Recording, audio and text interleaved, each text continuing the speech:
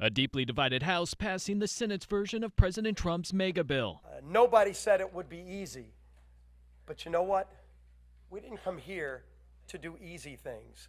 We came here to do big things. A group of hardline GOP members who had threatened to block the sweeping tax and spending cuts legislation eventually falling in line, following an intense campaign from the White House and Republican Party leaders. The president reportedly promising fiscal hardliners concerned about trillions being added to the national deficit that certain provisions for green energy tax credits would be phased out. What those holdouts were doing was exactly what we were all doing. We are advocating for our district. Democrats denouncing the bill. House Minority Leader Hakeem Jeffries speaking for hours, delaying a final vote. I'm going to take my time and ensure that the American people fully understand how damaging this bill will be to their quality of life. The multi-trillion-dollar legislation would unlock tax cuts and funding boosts for national security, partly paid for by the largest cut to the federal safety net in decades.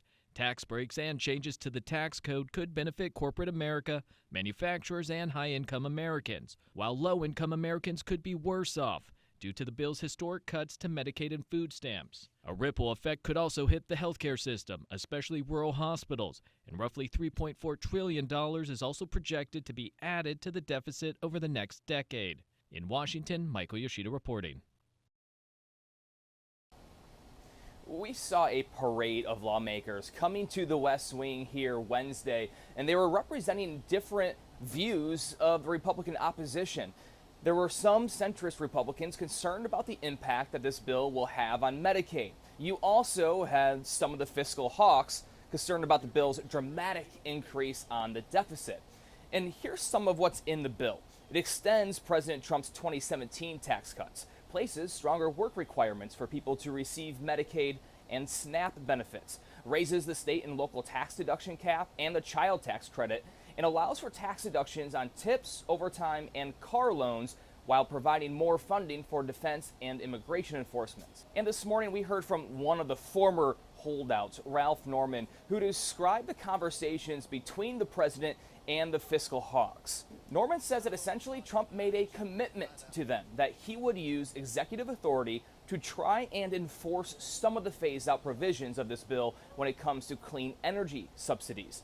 That seemed to be enough to get Rep. Norman and some of those other Freedom Caucus members to a yes vote, because the language of the bill itself has not changed from the Senate version. Our understanding was President Trump was really using honey instead of vinegar here in those meetings with lawmakers, giving them White House swag, for example, taking pictures, all in an effort to get them on board with this bill. All of this comes as public support of the bill is low. Just 27% of people in a Quinnipiac poll approve of the president's signature domestic policy bill. Yet, judging by the successful procedural vote to bring the Senate version of the bill to the House floor for a vote, it appears that the president's outreach was successful and that the bill is close to being on his desk. That could be as early as Friday. At the White House, Brian Abel reporting. Look forward to moving it forward. It's do or die time for lawmakers who want to meet President Donald Trump's deadline for his sweeping budget bill. He wants to sign it by tomorrow, but that depends on whether House Republicans can pass it in time. GOP leaders praise the bill's spending cuts, an extension of trillions of dollars in tax breaks. The legislation also contains billions for immigrant detentions and Trump's border wall. And we're going to do right by the American people. This is going to be a great thing for the country. Democrats say they don't want to reduce funding for Medicaid and food stamps. They also point to analysis showing the wealthiest Americans get the most money from the bill's tax breaks. Without Democrat support, Republicans could only spare 3 votes. Procedural stalemates overnight suggest the party is struggling to unify.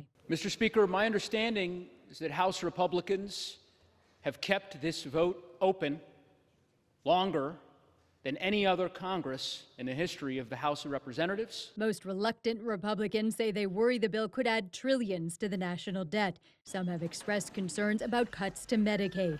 That, as Democrats were calling the unexpected GOP vote in 2017, that stopped the repeal of the Affordable Care Act. All we need are 4 Republicans to have John McCain-level courage and stand up in defense of the health care of the American people. I'm Amy Kiley reporting.